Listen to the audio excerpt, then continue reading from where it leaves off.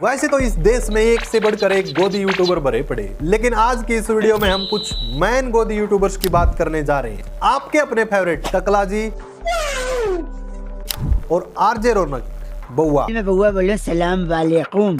आज की इस वीडियो में इनकी पोल खुलने वाली है कि कैसे ये सरकार की प्रोपेगेंडा मशीन बन गए हैं, और हर वीडियो में जो कि गवर्नमेंट को डिफेंड करते हैं, आज की इस वीडियो में इनकी पोल खुलने वाली है इन्हीं की क्लिप्स के साथ, हार्ड फैक्ट्स के साथ और प्रूफ्स के साथ। वीडियो के साथ कंटिन्यू बने रहिए। तो आओ स्टार्ट करते हैं। आरजे रौनक ने महाराष्ट्र इलेक्शन के टाइम पर जमकर प्रोपेगेंडा फैला। अक्टूबर नवंबर यानी 2 महीने के 3,000 रुपए एक साथ महिलाओं के अकाउंट में ट्रांसफर करा दी। इलेक्शन से पहले एनडीए सरकार की ये स्कीम गेम चेंजर साबित हो गई। उन्होंने अपने मैनिफेस्टो में यहां तक लिख दिया कि अगर हम दोबारा सत्ता में आए तो इस 1,500 को बढ़ाकर महिलाओं को हर महीने 2,100 रुपए देंगे। महाआघाड़ी ने भी अनाउंस कर दिया कि हम आए 3,000 देंगे। लेकिन महाराष्ट्र की जनता को लगा कि कांग्रेस के 3,000 का तो भरोसा नहीं है, इस सरकार में तो हमें 1,500 मिलना शुरू हो चुका है, तो हम ये काय को छोड़े। तो ये तो एक फैक्टर था। इसके अलावा लोगों को सबसे ज्यादा गुस्सा उद्धव ठाकरे से भी था। शिवसेना का एक बहुत बड़ा सपोर्टर इस बात से नाराज था कि भैया हम तो आपकी पार्टी को बाला साहब की वजह से पसंद करते थे। बाला साहब ने सारी उम्र हिंदुत्व की बात की, आप लोग कांग्रेस से मिल गए। वो कांग्रेसी जो लव जिहाद के खिलाफ नहीं बोलते, वक्फ बिल के भी खिलाफ है वो लोग, जो राम मंदिर की प्राण प्रतिष्ठा पर भी नहीं। जिसमें लड़की बहन योजना पर बीजेपी को फुल क्रेडिट, वहीं कांग्रेस के दावे को कॉमेडी बताया। जिसमें ये लड़की बहन योजना की बात आई तो बीजेपी की जमकर तारीफ करने लगा। यही चीज कांग्रेस ने प्रॉमिस किया था कि अकाउंट में 3,000 रुपए डाले जाएंगे, उस चीज को ये कॉमेडी बना देता है। लेकिन सच बात तो ये है कि ये प्रोमिसेस कांग्रेस के सीरियस थे। कभी ये कहता कि कांग्रेस लव जिहाद के खिलाफ नहीं बोलती, ये तो एक मुस्लिम पार्टी है, मतलब कि यार ये तो हेट फैलाने का तरीका है। लव जिहाद टर्म ये कंट्रोवर्शियल है। विकिपीडिया और अदर इंटरनेशनल सोर्सेज इसको इस्लामोफोबिया कॉन्स्पिरेसी थ्योरी बोलते हैं, जो कि हिंदुत्व ग्रुप में स्प्रेड करते हैं डिवाइड करने के लिए। कांग्रेस के हिसाब से एक प्रकार से वो रिजेक्ट करती है as a baseless conspiracy. Secular होना मुस्लिम पार्टी नहीं, बल्कि कांग्रेस हर कम्युनिटीज के लिए लड़ती है। और ऐसा नैरेटिव तेरे जैसे गोदी यूट्यूबर्स और बीजेपी वाले पुश करते हैं ताकि लोगों में डिवाइडेशन बढ़े। अमित शाह जी ने कुछ वक्त पहले संसद में एक रिपोर्ट पेश की थी। उस रिपोर्ट के हिसाब से राहुल जी 2015 से 19 के बीच 247 बार फॉरेन ट्रिप्स पर गए। मतलब हर साल 50 विदेशी दौरे, मतलब हर महीने 4 से 5 विदेशी दौरे, मतलब हर हफ्ते एक बार। कहने में कोई अर्ज नहीं है कि इतनी बार तो दिल्ली में रहने वाला शख्स मेरठ में रहने वाली अपनी बुआ के घर होकर नहीं आता जितनी बार राहुल जी फॉरेन चले जाते हैं। जबकि इसी पीरियड के दौरान देश के प्रधानमंत्री नरेंद्र मोदी 113 बार इंडिया से बाहर गए। वो नरेंद्र मोदी जिनके बारे में कांग्रेस कहती रहती है कि वो घर पे नहीं। अरे भाई, इस टाइम पावर में बीजेपी गवर्नमेंट है और मोदी जी पीएम है और अपोजिशन में राहुल गांधी। अब यहाँ पर सिंपल सी चीज देखो कि आखिर ड्यूटी सबसे ज्यादा किसकी बनती है देश के लिए। वैसे तो तुम बोलते हो कि राहुल गांधी फॉरेन ट्रिप पर निकले रहते हैं, और मोदी जी को भी देख लो कि कैसे जब दिल्ली ब्लास्ट में 11 लोगों की डेथ हो गई थी, मोदी जी निकल पड़ते हैं भूटान दौरे पर। इसलिए किसी काम को लेकर नहीं, बल्कि भूटान के 4th किंग का बर्थडे सेलिब्रेट करने। मतलब आपके देश में 11 लोगों की डेथ हो चुकी है और आप पार्टीज बना रहे हो। लेकिन ये सो कॉल्ड न्यूट्रल यूट्यूबर इस चीज को नहीं दिखाएंगे, क्योंकि इनको फिर वो चरण वंदना वाला अवार्ड नहीं मिलेगा और ना ही मलाई चाटने को मिलेगी। अच्छा, आपने देखा पिछली क्लिप में ये बंदा कैसे इनडायरेक्टली हिंदू मुस्लिम कर रहा था, और जब कांग्रेस बात करती है जाति जनगणना की, तब ये बंदा एक वीडियो लेकर आता है और उस वीडियो में कहता है कि कैसे कांग्रेस जो कि हिंदुओं को बांटना चाहती है। मतलब जब बीजेपी हिंदू मुस्लिम करती है तो तब ये बंदा चुप रहता है अवार्ड पाने के लिए। लेकिन राहुल गांधी ने कास्ट सेंसस की मांग क्या कर दी, ये बंदा उन्हीं की गलतियां गिनवाने लगा। लेकिन सच बात तो ये कि राहुल गांधी जाति जनगणना इसलिए करवाना चाहते हैं ताकि एक प्रकार से रिजर्वेशन या फिर पॉपुलेशन के हिसाब से ये फेयर होगा और गवर्नमेंट एक तरीके से वेलफेयर स्कीम ला सकेगी। और ये कंपैरिजन यही खत्म नहीं होता। आपने एक चीज और नोट की होगी, जब भी मोदी की बात होती है तो कांग्रेस और बाकी विपक्षी पार्टियां एक बात कहती हैं कि मोदी तो बांटने की राजनीति करते हैं और ये तो हेट फैलाते हैं। मगर जब कंगना रनौत को चंडीगढ़ एयरपोर्ट पर एक महिला सुरक्षा कर्मी थप्पड़ मारती है, तब ये लोग कुछ भी नहीं बोलते। तो फिर से अपोजिशन को टारगेट कर रहा है, बोल रहा है कि मोदी जी को बांटने की राजनीति। लेकिन चंडीगढ़ एयरपोर्ट पर कंगना रनौत को थप्पड़ पड़ा, उसको लेकर कहता है कि ये हेट नहीं तो क्या है। ये तो क्लासिक व्हाट अबाउटरी है, यानी कि एक आइसोलेटेड इंसिडेंट से पूरे अपोजिशन को बदनाम कर रहा। 6 जून 2024 को सीएसएफ कांस्टेबल कुलविंदर कौर ने चंडीगढ़ एयरपोर्ट पर कंगना रनौत को थप्पड़ जड़ा। सिक्योरिटी चेक करते समय कौर ने बोला कि कंगना के ओल्ड फार्मर्स रिमार्क से वो ट्रिगर्ड हुई थी।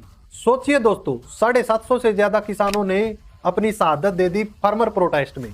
कड़ाके की ठंड में हमारी माताएं बहनें फार्मर प्रोटेस्ट में बैठी थी और उनके लिए ये नचनिया कह रही है कि फार्मर प्रोटेस्ट के टाइम पर जो महिलाएं बैठी थी वो 100 रुपए के लिए बैठी थी। बॉलीवुड में बोल्ड सीन करने के लिए फेमस है। इस औरत की बुद्धि सटक गई है। कभी ये कहती है 2014 के बाद फ्रीडम मिली है और इस अनपढ़ को एलओपी के बारे में भी नहीं पता। भैया देखो उधर देखो उधर। ऑन व्हाट बेसिस उनको ये उपलब्धि क्यों मिली है? ऑपोजिशन लीडर करने के लिए उन्होंने क्या तीर मारा है, क्या मुझे बता सकते हैं? रुक तेरे को बता दे। 99 सीट्स लाए हैं। अरे वो बैंड बज गया।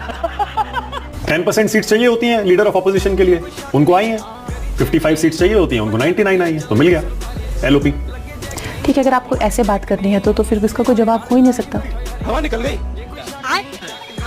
ये देश का दुर्भाग्य है कि ऐसे ऐसे एमपी एमएलए बीजेपी में हैं। रौनक जैसे बहुत सारे गोदी यूट्यूबर्स ने भी किसान आंदोलन को फर्जी बताया था, यानी कि बीजेपी को सही साबित करने के लिए किसान आंदोलन को ही फर्जी बता दिया। गुजरात दंगों को 22 साल हो गए हैं। नरेंद्र मोदी को प्रधानमंत्री बने भी 10 साल से ज्यादा हो गए हैं, मगर इस देश में एक सेक्शन है जो आज भी गुजरात दंगों पर पॉलिटिक्स करने से बाज नहीं आता। ये वो सेक्शन है जो इन दंगों के लिए गुजरात के हिंदुओं को जिम्मेदार बताता है, प्रधानमंत्री नरेंद्र मोदी को कसूरवार मानता है और इतने सालों बाद आज भी इन दंगों के नाम पर देश के मुसलमानों को भड़काता है। मगर हैरानी यह है कि ये लोग गुजरात दंगों की बात तो करते हैं, मगर इनमें से कोई भी भूलकर भी गोधरा कांड का जिक्र नहीं करता। वो गोधरा कांड जिसमें ट्रेन की बोगी में 59 कार सेवकों को जिंदा जला दिया गया था, वो गोधरा कांड जिसके बाद सारे गुजरात में दंगे शुरू हुए, वो गोधरा कांड जिसके लिए बाद में 31 लोगों को उम्र कैद की सजा सुनाई गई। तो आज की वीडियो में हम उसी गोधरा कांड की बात करेंगे। अगली कुछ देर में हम आपको डिटेल में बताएंगे कि 27 फरवरी 2002 की उस मनहूस सुबह को आखिर हुआ क्या था, कौन कौन लोग उस साजिश में शामिल थे, किन किन सरकारों ने बाद में गोधरा के गुनहगारों को बचाने की साजिश की थी। साथ में ये भी आपको बताएंगे कि ये गोधरा कांड अपने आप में इस बात का प्रूफ है कि लेफ्ट लिबरल्स का पूरा इकोसिस्टम किस तरह दुनिया भर में जिहादियों के कुकर्मों पर पर्दा डालने की कोशिश कर रहा है। गुजरात रियोट्स को लेकर भी ये चिकना मोदी को डिफेंड कर रहा है, बोल रहा है कि उसमें इनका कोई रोल ही नहीं था। ये बीबीसी का पार्ट 2 सीरीज है जिसमें previously unpublished UK government report 2002 Gujarat riots के टाइम एक्सपोज किया गया है और ये रिपोर्ट क्लियरली बोलती है कि violence all the hallmarks of ethnic cleansing. Modi direct responsible थे क्लाइमेट ऑफ इम्प्यूनिटी के लिए, जिससे मॉब्स और लिंचिंग को फ्री हैंड मिला। और ये रिपोर्ट ऑफिशियली बीबीसी ने एक्सेस किया, जो कि काफी रिसर्चर थी। इंडियन गवर्नमेंट ने इसको प्रोपेगेंडा बोलकर बैन कर दिया, लेकिन फैक्ट्स सॉलिड हैं। और हाँ, गुजरात रियोट्स पर मैं भी वीडियो ला रहा हूँ इंटरनेशनल और नेशनल सोर्सेज के हिसाब से। मुझे तो कुछ और ही पता चला है, अगर टाइम मिले तो वीडियो देख लेना। तू कॉमेडी में ये डिफेंड करके हिस्ट्री को व्हाइट वॉश कर रहा है, लेकिन एक रिपोर्ट ही काफी है मोदी की गलती प्रूव करने के लिए। सीएम होने के नाते रिस्पॉन्सिबिलिटी उनकी थी और पुलिस कंट्रोल भी उनके पास था। अब आप देखिए, मैंने इन तीनों वीडियो के कंटेंट को कितना भी सजाने की कोशिश करी, मगर ये घटिया ही साउंड कर रहा है कि नहीं। वो इसलिए क्योंकि अगर आप गू को किसी के हाथ में रख दें या गू को प्लेट में सजा दें, गू तो गू ही रहता है। सेम टू सेम मामला यहाँ भी है। आपको भी याद होगा कि समय रैना की एक बहुत ही जबरदस्त कंट्रोवर्सी हुई थी इंडिया गॉट टैलेंट शो को लेकर। उसी शो को लेकर ये उल्टा सीधा बोलने लगता, लेकिन खुद के अंदर झांक कर नहीं देखता। खुद जो कि प्रोबो और एमपीएल जैसे एप्स को प्रमोट कर रहा है, जो कि गैम्बलिंग और बैटिंग के बिल्कुल क्लोज है। खुद जो कि सट्टा प्रमोट कर रहा, लेकिन दूसरों को ज्ञान दे रहा है। Opinion trading, real money games, ये स्कैम जैसी चीजें। लोग इसमें अपनी पूरी कमाई हार जाते हैं और फैमिली बर्बाद हो जाती है, लेकिन तेरे जैसे लोग इन चीजों को बढ़ावा दे रहे हैं। लाखों लोगों ने इसमें पैसा वेस्ट किया और लाखों लोग आ रहे हैं, लेकिन तूने प्रमोट करने से पहले रिफंड करने का प्रॉमिस किया नहीं किया। तो भाई साहब, अगर आप रिफंड नहीं दे सकते तो फिर ऐसी ऐप्स को प्रमोट क्यों कर रहे हो? यूथ को बर्बाद क्यों कर रहे हो? कभी तू आदिवासी हेयर ऑयल को प्रमोट करता है, कभी तू गैम्बलिंग एप्स को प्रमोट करता है। लाख कमी है तेरे अंदर और दूसरों को तू ज्ञान देता है। इंडिया गॉट टैलेंट से बिगड़ी हुई ऑडियंस सुधर सकती है, लेकिन इनका क्या, जो कि गैम्बलिंग ऐप से पूरी ही लाइफ बर्बाद हो जाती है, जहां से वापस लौटने का कोई चांस नहीं होता। अब आते श्री 1008 टकला जी महाराज पर। देखो, वैसे तो इस टकले का काम है पिछले 6 साल से बीजेपी को डिफेंड कर रहा है। हर टॉपिक पर, हर सिचुएशन पर, हर इश्यूज पर बीजेपी और जनता के बीच में एक दीवार बनकर खड़ा हो जाता। नहीं, मैं बिल्कुल नंगा होकर डिफेंड करूंगा बीजेपी को हमेशा। तो इसने एक वीडियो बनाई बीजेपी के 100 डे रिपोर्ट कार्ड पर। और ये जो रिजल्ट्स आए हैं वो काफी पब्लिकली अपनी रेपुटेशन रेखा गुप्ता ने स्टेक किया है इसके ऊपर। और 2025 में जो छठ पूजा हुई है उसको अगर आप देखें, 24 से कंपेयर करें, 23 से कंपेयर करें, तो रिलेटिवली क्लीनर यमुना हमें देखने को मिल रही है।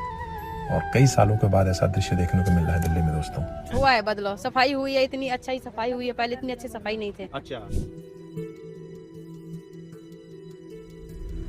कम से कम इतना तो नहीं लग रहा कि सर्फ एक्सेल में उनकी धुलाई हो रही हो जो छठ मनाने के लिए। और उस वीडियो में इसने जमकर बीजेपी की तारीफ की। देखो, यमुना का पानी साफ हो गया है और किस तरीके से जो कि जो केजरीवाल ने नहीं किया था वो बीजेपी ने कर दिखाया। पोल्यूटेड फ्री बना दिया बीजेपी ने। दिल्ली में बेटर क्लीनिंग हुई तो पोल्यूशन भी कम हो गई। हमेशा की तरह वीडियो में प्योर झूठ बोला। लेटेस्ट सीपीसीबी और डीपीसीसी के डेटा से पता चला कि यमुना का स्ट्रेच अभी भी पोल्यूटेड है और ये हाईएस्ट पोल्यूटेड है। बीओडी लेवल 20 से 72 mg पर लीटर तक है, लेकिन सेफ लिमिट है 3 mg पर लीटर। डिसॉल्व्ड ऑक्सीजन 0 या बहुत ही लो डाउनस्ट्रीम एरियाज में लाखों से लेकर मिलियंस तक MPN पर 100 ml, लेकिन सेफ लिमिट 2500 MPN पर 100 ml। माना कि केजरीवाल के टाइम पर भी कुछ खास इंप्रूवमेंट नहीं हुआ। आम आदमी पार्टी भी अपने प्रोमिसेस पर खरी नहीं उतर पाई। बट डोंट फॉरगेट 2025 में भी पोल्यूशन पीक पर पहुंचा है। छठ पूजा 2025 के टाइम पर हरियाणा से एक्स्ट्रा वाटर रिलीज करके फ्लो बढ़ाया और केमिकल डिफॉर्म स्प्रे करके टॉक्सिक फॉर्म को टेम्परेरी हाइड किया, जिससे रिवर क्लीन दिखी और बीजेपी ने PR किया। लेकिन ये सब कुछ टेम्परेरी था। छठ पूजा के जस्ट 3 हफ्ते बाद ही फॉर्म वापिस आ गया। बीजेपी ने जबरदस्त प्रोपेगेंडा फैलाया कि हमने कर दिखाया, यमुना की सफाई कर दी। वो यमुना की सफाई इस तरीके से दिखाई गई कि एक इन्होंने अपना छोटा सा घाट बना दिया, वहां पर पूरी साफ सफाई और उसी की क्लिप इंटरनेट पर डाली गई। गोदी इकोसिस्टम ने अपना पूरा प्रोपेगेंडा फैलाया कि ये देखो यमुना साफ हो गई है। सिर्फ एक छोटे से घाट को बढ़ा चढ़ाकर दिखाया गया। एक वीडियो में राहुल गांधी ये कहते हुए दिखते, जब भी मोदी जी बाहर जाते हैं तो इंडिया की बढ़ती हुई सिविलाइजेशन ग्रोथ दिखाई जाती है। मोदी जब इंडिया के बाहर जाते हैं तो इंडिया किस तरह से ग्रोथ कर रहा है, बढ़ोतरी कर रहा है, तरक्की कर रहा है, उसकी जब ऑपोजिशन लीडर्स बाहर जाते हैं तो इंडिया की सबसे गंदी घटिया इमेज दिखाने की कोशिश करते हैं। Indian democracy is actually a global public good. It's not just an Indian asset, it's a global asset. You imagine when I'm talking about attack on the Indian democratic system, not just on the Indian democratic system, it's an attack on the global democratic system. Because if you were to remove India as a democracy, if you were to remove 1.5 billion people from the democratic side, that's a huge dent on global democracy. So that's why I say that it's very important for Indian people, especially, to ensure that they protect really valuable resource. लेकिन कोई भी अगर सच्चा देशभक्त होगा तो उसको clearly समझ में आ जाएगा कि राहुल गांधी ऐसा क्यों बोल रहे हैं। अब देखा होगा आपने कि कैसे RSS और बजरंग दल के लोगों ने क्रिसमस पर कैसे लोगों का त्योहार खराब किया। क्या ये विश्व गुरु की पहचान है? किसी को क्रिसमस नहीं मनाने देना, किसी को ईद का त्योहार नहीं मनाने देना, किसी को खालिस्तानी बोल देना और कावड़ यात्रा के टाइम पर हुड़दंग करना, ये कौन सा हिंदुत्व है? खुद वायलेंस और तोड़फोड़ करे तो सही, लेकिन इनको प्रॉब्लम है उमर खालिद के स्पीच से। बारे में तो हम जानते ही हैं। टुकड़े टुकड़े गैंग के जय और वीरू, एंटी CA प्रोपेगेंडा के करण अर्जुन और कश्मीर की आजादी के मूवमेंट के मुन्ना भाई और सर्किट। मैं ऑब्वियसली बात कर रहा हूँ कन्हैया कुमार और उमर खालिद की। जहाँ पर भी देश को टुकड़े करने की बात आती थी वहां पर ये दोनों हमेशा साथ में पहुंच जाते थे। देखिए टकला क्या कह रहा है कि उमर खालिद और कन्हैया कुमार ने देश को तोड़ने का काम किया। किस तरीके से ये प्रोपेगेंडा फैला रहा है, यानी कि आप देश के इश्यूज के खिलाफ भी नहीं बोल सकते, आप अपनी आवाज नहीं उठा सकते। आप अपनी आवाज उठाओगे तो फिर आप जेल में डाले जाओगे। फॉर एग्जाम्पल उमर खालिद या फिर सोनम वांगचुक। उमर खालिद के बारे में जिनको नहीं पता उन लोगों को बता दूं कि ये JNU स्कॉलर था, PhD होल्डर। पर प्रॉब्लम क्या है ना इनके साथ, तो सारे जहां से अच्छा हिंदुस्तान हमारा, गाते गाते हंसते हंसते जेल चले जाएंगे, लेकिन इस देश को आपको बर्बाद करने नहीं देंगे। असल में इनको सवाल करने वाले लोग पसंद नहीं है, जो कि गवर्नमेंट के खिलाफ बोले, आवाज उठाएं। कन्हैया कुमार और उमर खालिद जैसे लोग। उमर खालिद ने बेचारे ने बेल के लिए 6 बार ट्राई किया 5 साल में, लेकिन एक बार भी बेल नहीं मिली। बिना कोर्ट ट्रायल के जेल के अंदर घुसेड़ दिया। कमाल का सीन है देश में। रेपिस्ट आधे आधे साल तक बाहर रहता बेल पर, लेकिन जो खुद की आवाज उठाने वाले लोग वो जेल के अंदर है। 80% तानाशाह क्या होता है बे? तो बाकी 20% क्या है? मोदी जी अगर 80% तानाशाह है तो बाकी 20% क्या है? मेलोनी के वो ओह श्याम शर्मा का ये 80% क्या है और 20% क्या है? ये टोन सुन के लगता है कि धरूराठी का पॉइंट बिल्कुल ही मिस कर दिया है। ये परसेंटेज लिटरल नहीं है, ये एक प्रकार से अलार्म बेल है कि हम फुल डिक्टेटरशिप में तो नहीं पहुंचे, लेकिन इसके हम बिल्कुल क्लोज हैं और अभी भी थोड़ा सा डेमोक्रेटिक स्पेस बचा है जिससे कि हम रिवर्स कर सकते हैं। दरू ने करण के इंटरव्यू में क्लियरली बोला था कि I am not saying that the country has already become a dictatorship but the speed at which things are happening. टकले का counter basically ad hominem fallacy है, जहां पर परसेंटेज को कॉमेडी के तरीके से दिखाकर एक्चुअल इश्यूज को साइड में कर देना, फिर 70% बेटर है 100% पप्पू से ये बोलकर वोट बैंक लेना। लेकिन रियलिटी में डिक्टेटरशिप का स्केल और बड़ा होता जा रहा है। पहले इंस्टीट्यूशंस को वीकन करो, मीडिया को कंट्रोल में करो, फिर इलेक्शन मैनिपुलेट। दरू का एग्जैक्टली 70-80% यही इंडिकेट करता है। 20% है अभी, मतलब कि अभी इलेक्शंस हो रहे हैं, कोर्ट थोड़ा बहुत इंडिपेंडेंट है और ये इग्नोर किया तो 20% वो भी गायब हो जाएगा और तब और भी ज्यादा पछताओगे। ये विदेश में बैठकर पॉलिटिक्स कर रहा है, इसको देश के इश्यूज से मतलब नहीं है, इसको बस जिस पार्टी से पैसे मिल रहे हैं उसकी साइड लेनी है और हमेशा ये ऐसा ही करता है। कोई तो रीजन होगा ना, तू विदेश में जाकर बैठा है कोई ना कोई फैसिलिटी लेने के लिए, या फिर वर्क की वजह से, या फिर अदर रीजंस की वजह से, कोई ना कोई तो रीजन होगा तूने जो इंडिया छोड़ा है। अगर इतना ही देशभक्त था तो इंडिया क्यों छोड़ा? इंडिया में आकर रहे, लेकिन वहां बैठे बैठे ज्ञान दे रहा है। एक्चुअली मैं लेफ्ट विंग और राइट विंग यूट्यूबर्स के बीच का फर्क बता देता हूं कि जो लेफ्ट विंग यूट्यूबर्स हैं वो देश के मुद्दों पर बात करते हैं, चाहे उनकी कोई भी वीडियो देख लेना आप, या फिर उनके चैनल को खोल कर देख लेना, बहुत सारी ऐसी वीडियोस मिलेंगी जहां पर देश के मुद्दों के लिए आवाज उठाई। अब देखो राइट विंग यूट्यूबर्स ऐसे हैं कि अपोजिट इसका जो यूट्यूबर्स देश के मुद्दे उठाते हैं, गवर्नमेंट के खिलाफ बोलते हैं, एक तो उनकी टांग खींचते हैं और ऊपर से ये कहते हैं कि नहीं गवर्नमेंट के खिलाफ मत बोलो, तुम कैसे बोल गए, अच्छे काम गिनवाने लगते हैं। यानी कि देश में अगर कोई बुरा काम हो रहा है तो एक दो अच्छा काम गिनवा दो, फिर वो मुद्दा दब ही जाएगा। अरे भाई साहब, गवर्नमेंट के अच्छे काम गिनवा कर कोई एहसान कर रहे हो क्या? देश के लिए इतना भी नहीं कर सकती, मतलब कि ये तो तुमने एहसान कर दिया कि गवर्नमेंट के अच्छे कामों को भी गिनवाओ। डेवलपमेंट, इंफ्रा, इन्फ्लेशन पब्लिक को खुद फील होगा, गिनवाने की जरूरत है ही नहीं। जब सब कुछ दिखेगा इंडिया में कि अच्छा काम हो रहा है तो उसको गिनवाने की क्या जरूरत है? क्यों बार बार ये नोटंकी करते हो कि बीजेपी के अच्छे कामों को तो गिनवाते नहीं हो? हमें क्या प्रॉब्लम है भाई बीजेपी के अच्छे कामों से, चाहे कितने ही अच्छे काम करवा दे, लेकिन प्रॉब्लम तुम्हें है कि हम जो कि बीजेपी के बुरे काम या फिर बीजेपी की बुराई या फिर बीजेपी के जो गलत काम है उनको गिनवा रहे हैं, तो तुम लोगों को प्रॉब्लम होती है। अगर तुम लोगों को दलाली नहीं करनी होती तो साथ साथ ये कहते कि हाँ भाई बीजेपी ठीक है, अपनी जगह ठीक है जो भी अच्छा काम करवा है, लेकिन ये नहीं कि देश को बर्बाद करने पर ही तुल जाएगी। भारत के foreign minister S Jaishankar Russia गए एक स्ट्रेटेजिक मीटिंग करने के लिए, ये जानते हुए कि इससे वेस्टर्न देशों को बहुत चिढ़ मचने वाली है। तो ये देखिए, पुरानी इंडियन पॉलिसी से बहुत बड़ा चेंज है। हम सबको पता है कि पुरानी इंडियन फॉरेन पॉलिसी कैसी दिखा करती थी। पुरानी इंडियन पॉलिसी को ले लो पॉलिसी बोला जाता था। कश्मीर चाहिए ले लो, अक्साई चीन चाहिए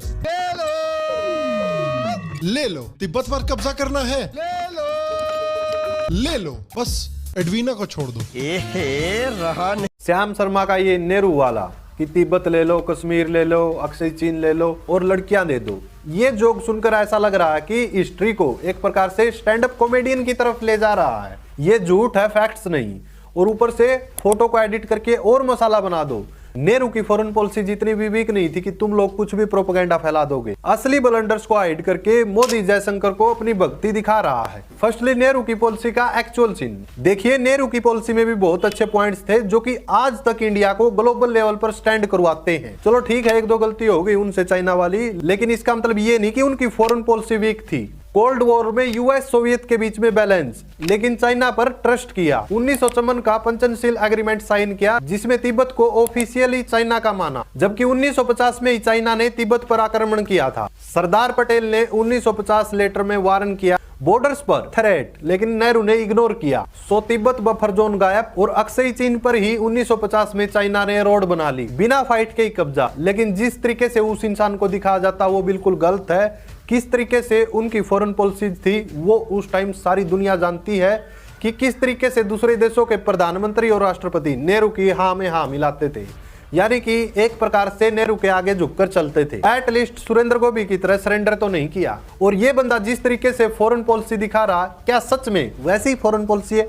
चलिए देखते हैं। 2025 को एक्सपर्ट्स ने Modi is most difficult foreign policy year बोला। क्यों? यूएस टाइज कूल हुए, ट्रंप के साथ ट्रेड टेंशंस, यहां तक कि ट्रंप बार बार वार्निंग दे रहा है टैरिफ्स को लेकर। गलवान 2020 के बाद से ही चाइना से 3000 plus square kilometre buffer zones पर एलएसी में पेट्रोलिंग बैन, और नेबर से सिरदर्द वो अलग। मालदीव में इंडिया आउट कैंपेन, नेपाल में मैप डिस्प्यूट, बांग्लादेश में इंस्टेबिलिटी बिकॉज ऑफ हसीना शेख। लेकिन खुद की कमियां छुपाने के लिए पिछले प्रधानमंत्री के पीछे जाकर छुपना ये सही बात नहीं है, क्योंकि जब पिछले प्रधानमंत्री थे तब उनसे क्वेश्चन होते थे और आगे जो प्रधानमंत्री होंगे उनसे भी क्वेश्चन होंगे। लेकिन कुछ लोगों को प्रॉब्लम इस बात से कि प्रेजेंट के टाइम में जो प्रधानमंत्री हैं उनसे क्वेश्चन क्यों कर रही है जनता, क्यों मोदी की आलोचना कर रही है, क्यों मोदी के पीछे पड़े हैं। तो अंधभक्तों थोड़ा दिमाग लगाओ।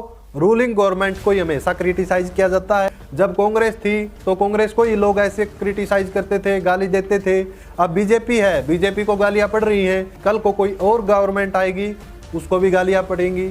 लेकिन एक फर्क साफ साफ देख लो कि कांग्रेस ने कभी हिंदू मुस्लिम नहीं किया या फिर हिंदू मुस्लिम करके वोट बैंक नहीं भरा, बल्कि कांग्रेस को जातिवाद का जो टैग दिया जा रहा है अंधभक्तों के द्वारा, जो गवर्नमेंट के द्वारा, वो कोई जातिवाद टैग नहीं है, बल्कि कांग्रेस जनरल, ओबीसी, एससी सभी को एक नजरिए से देखती है। ये नहीं कि किसी को पीछे छोड़ दिया। कुछ लोगों को प्रॉब्लम इसलिए भी हो रही है कि पुराने टाइम में जो दलितों की हालत होती थी आज से 100 साल पहले, 200 साल पहले, वो आजकल दलितों की हालात नहीं है, सुधार हो रहा है।